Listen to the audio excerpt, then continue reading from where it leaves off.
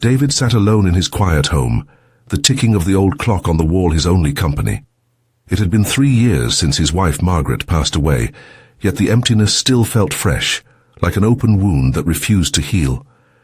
Some nights, he would sit in his armchair staring out the window, lost in memories of their life together, her laughter in the kitchen, the way she hummed old songs as she worked in the garden, the gentle touch of her hand resting in his.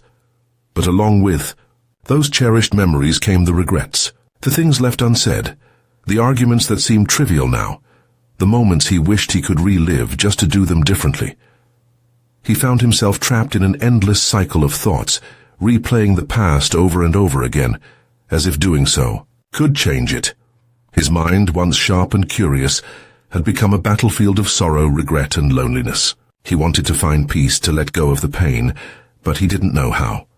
One afternoon, during his usual walk through the neighborhood park, David noticed a small Buddhist temple nestled between the trees.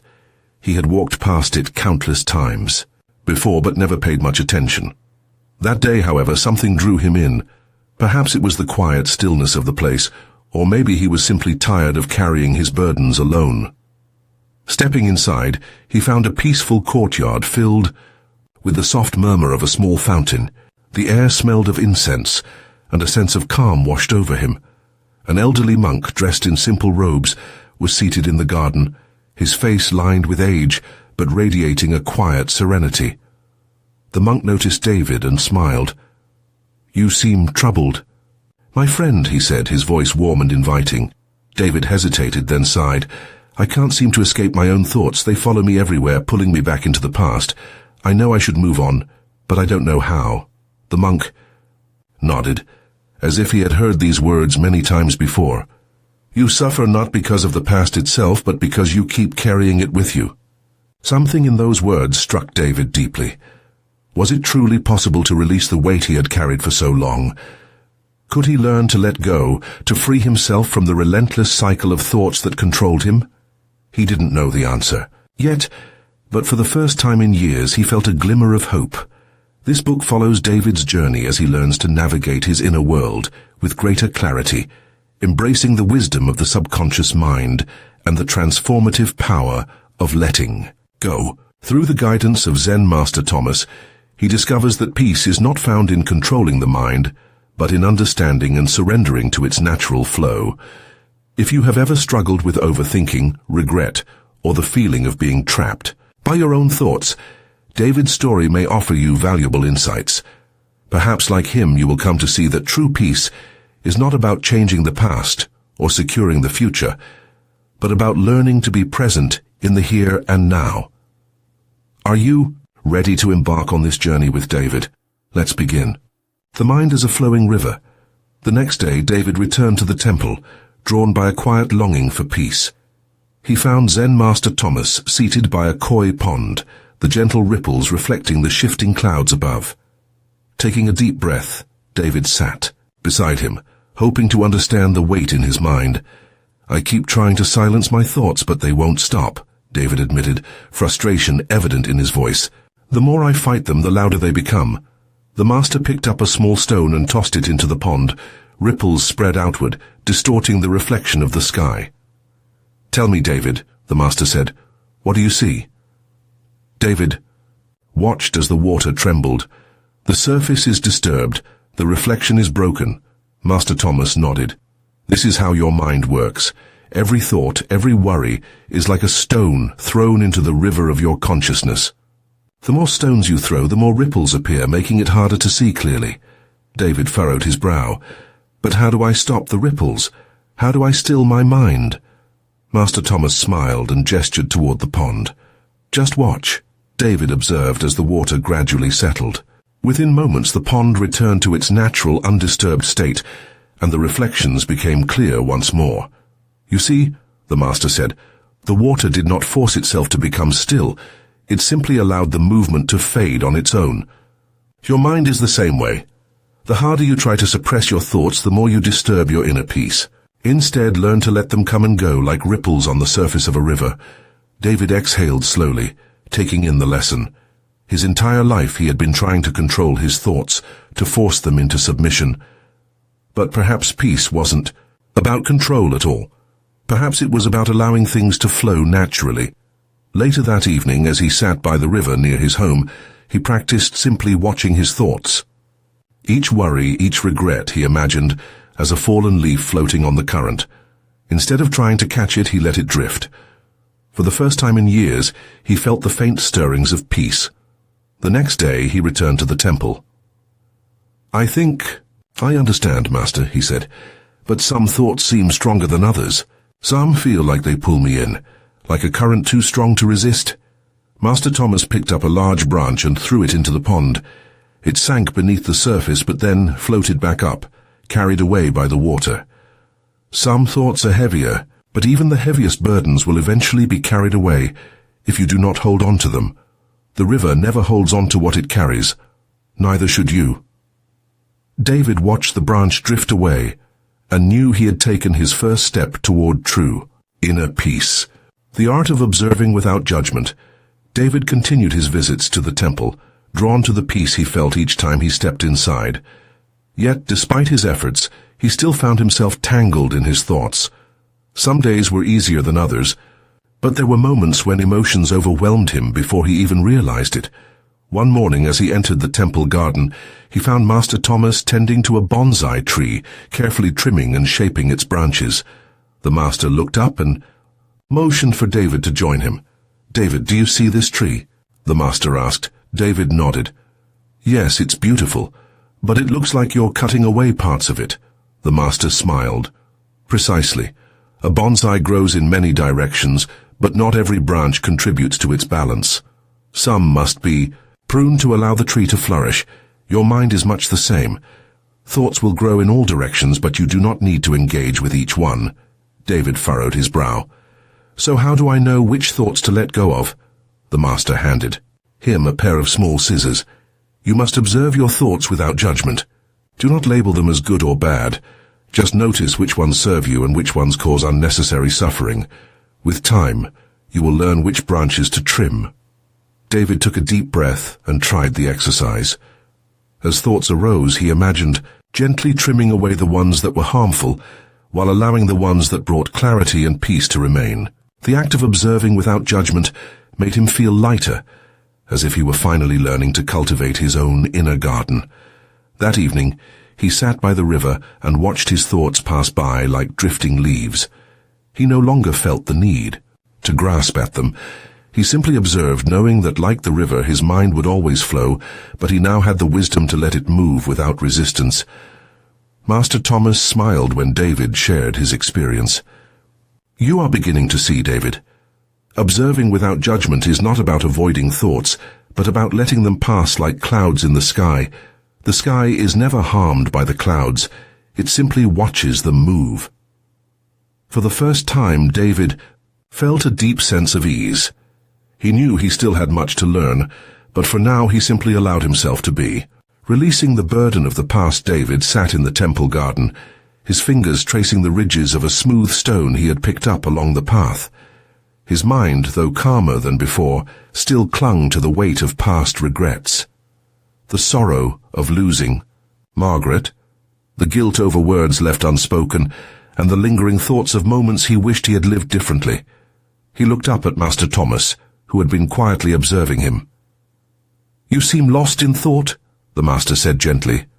David sighed. "I know I should let go of the past, but it feels impossible. It's like a shadow that follows me everywhere." Master Thomas nodded and motioned for David to follow him. They walked through the courtyard until they reached a quiet spot under a large oak tree. Sitting down, the master handed David a heavy sack filled with stones. "Carry this as we walk," he instructed. David hoisted the sack over his shoulder and followed the master. At first it wasn't too difficult, but as they walked farther, the weight pressed down on him, making each step more exhausting. After several minutes he was breathing heavily. "This is heavier than I expected," David admitted, shifting the sack to ease the strain on his back. Master Thomas stopped and looked at him. "That is how it feels to carry the burdens of your past everywhere you go." David stared at the sack, then back at the master. "But how do I put it down? The past isn't something I can just forget." The master pointed to a bench nearby. "Set the sack down for a moment."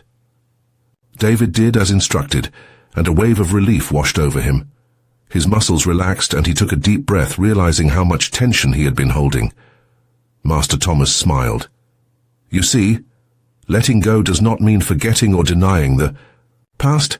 It means choosing not to carry it with you at all times. The weight you bear is not the past itself, but your attachment to it. David sat in silence, processing the lesson. But what if I pick it up again? Some days I feel like I'm doing better, but then the memories return and I'm back where I started. Master Thomas picked up a nearby leaf and let it fall into the stream beside them. Watch the leaf. It floats for a while, then moves with the current. It does not resist, nor does it cling to the rocks. Your thoughts and memories will come and go like this leaf. The key is not to fight them, but to allow them to pass without holding on. David exhaled slowly, feeling a sense of understanding dawn on him. He had spent years gripping onto his past, believing that if he let go it would mean forgetting Margaret, or dismissing the life they had shared. But perhaps letting go didn't mean erasing. It meant making peace with what was. That evening, back at his home, David sat by the riverbank reflecting on the day's lesson. He picked up a stone and held it tightly in his hand. Then, with intention, he threw it into the water, watching it sink.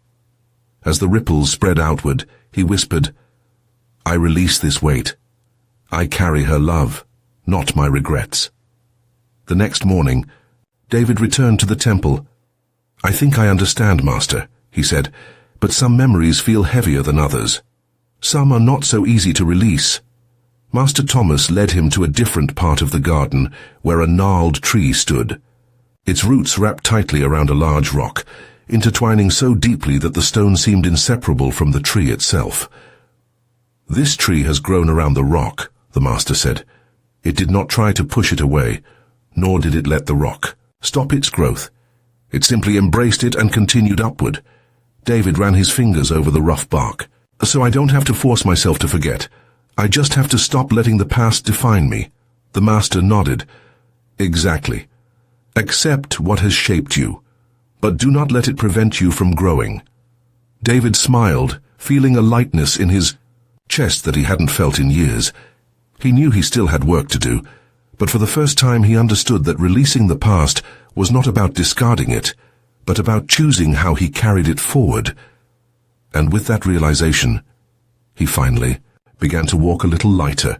Letting go of negative seeds, David had made progress in lightening his burdens, but he still found himself struggling with recurring negative thoughts. Some days he felt lighter and at peace. Other days, old worries and doubts crept back in, pulling him into the past. One morning, as he entered the temple garden, he found Master Thomas tending to a small plot of land. The monk was carefully pulling out weeds from the soil, ensuring they didn't overtake the young plants growing nearby. Good morning, David, Master Thomas greeted him with a warm smile. Would you care to join me? David nodded and knelt beside him. He watched as the master gently uprooted a weed and placed it in a small pile. Why are you removing these weeds? David asked. The garden needs space to grow, Master Thomas replied. If I leave these weeds, they will spread and choke the healthy plants. David nodded, understanding the logic. Then the master looked at him and said, Your mind is much like this garden. There are seeds of wisdom, peace and kindness, but also seeds of fear, anger and doubt. If you do not tend to your mind carefully, the negative seeds will take root and overpower the positive ones. David sat in contemplation, feeling the weight of the analogy. But Master, how do I uproot these negative thoughts? Some seem deeply embedded. The master placed a hand on his shoulder. First, you must recognize them. Pay attention to the thoughts that arise and ask yourself, is this helping me grow or is it suffocating me? Awareness is the first step to letting go. David thought back to the times when his self-doubt had held him back, when he had convinced himself he was too old to change, too set in his ways to heal.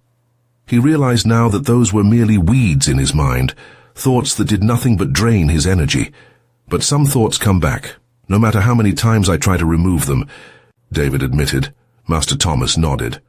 Some weeds have deep roots. Pulling them once may not be enough.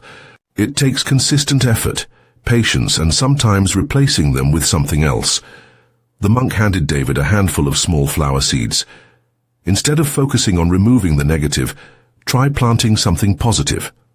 When a self-doubt arises, counter it with a moment of gratitude.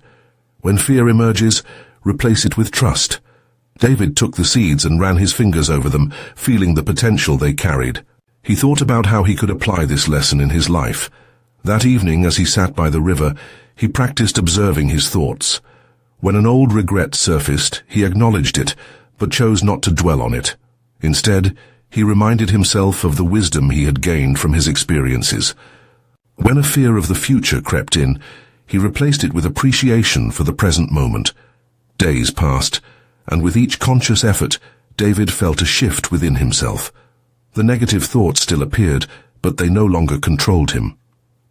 He had begun to cultivate a new garden within his mind, one that flourished with kindness, patience, and acceptance. One afternoon, he returned to the temple and found Master Thomas waiting for him by the garden. The once empty patch of soil was now sprouting with vibrant flowers. The master gestured toward them. "You see, David, when you nourish what is good, it grows. The same is true for your mind. Water the thoughts that bring you peace, and soon they will outgrow the ones that do not serve you." David smiled, feeling a deep sense of gratitude. He had spent so long fighting against his thoughts, not realizing he had the power to plant new ones. For the first time in years, he felt in control, not by force, but by choice. And with that, he continued his journey, tending to his mind as one would a garden, knowing that with care and patience peace would always bloom. Reprogramming through acceptance. David had spent weeks learning to observe his thoughts, let go of past burdens, and cultivate a more peaceful mind. Yet he still found himself facing moments of doubt. Some days, the weight of old emotions returned, creeping in like shadows at dusk. He had made progress, but he wondered, would he ever truly be free from these lingering feelings? One afternoon, as he entered the temple garden, he found Master Thomas sitting quietly with a cup of tea. The monk motioned for David to join him and poured him a cup. David took a sip, savoring the warmth of the tea in his hands. "David," Master Thomas said, "tell me what happens when you pour tea into a cup that is already full." David thought for a moment. "It overflows." The master nodded. "And what if the cup is half empty?" "Then it can receive more tea," David replied. "Exactly," the master said. "Your mind is like that cup. If you fill it with resistance, self-judgment, and expectations, there is no room for peace. But if you accept what is, rather than wishing for what was or could be, your mind becomes open and ready to receive tranquility." David exhaled, letting the words settle within him. He realized that part of his struggle came from resisting his emotions, rather than allowing them to exist. He had been trying so hard to push away sadness, regret, and fear that he had not yet fully accepted them. "How do I practice acceptance?" he asked. Master Thomas smiled. "By embracing each moment as it is, not labeling it as good or bad, not wishing it were different, just being with it." That evening, as David sat by the river, he practiced simply being present. When sadness arose, he did not push it away. When joy surfaced, he did not cling to it. Slowly, he began to understand. Acceptance was not about giving up, but about making peace with what is. The following days, David continued practicing acceptance, but challenges arose. One evening, an old memory of Margaret came flooding back. Instead of resisting it, he allowed himself to feel the sorrow, the love, and the longing. He sat with the emotions, neither indulging nor suppressing them, just observing as they passed through him like waves on the shore. With each passing day, he found that emotions, like the seasons, came and went. Some days, grief visited him like a cold winter wind. Other days, warmth and joy arrived like spring blossoms. By accepting each moment as it was, he stopped struggling against life and began flowing with it. Months later, David found himself sitting in the same temple courtyard where his journey had begun. This time, there was no question weighing on his heart, no urgency to fix or change anything. There was only the present moment, calm, serene enough. Master Thomas sat beside him and smiled. "You have learned well, David. Acceptance is not the end of suffering, but the beginning of peace." David returned the smile. For the first time in his life he truly understood. Embracing the present David's journey had not been about erasing pain or controlling every thought. Instead, it was about learning to be present, to embrace life as it is, rather than how he wished it had been. He no longer carried the weight of the past, nor worried endlessly about the future. He had found peace not in avoiding sorrow, but in accepting its presence without letting it define him. One morning as he sat by the river, he watched the water flow effortlessly around the rocks, moving forward without hesitation. It reminded him of everything he had learned. Life, like the river, moves forward. Pain, love, joy, and sorrow all come and go, and he was no longer a prisoner to any of them. As he walked back toward the temple, he noticed the small things he had once overlooked: the crisp air, the golden light filtering through the trees, the laughter of children in the distance. He smiled, knowing that this moment right now was all that truly mattered. At the temple gate, Master Thomas was waiting. "Where will you go now, David?" he asked.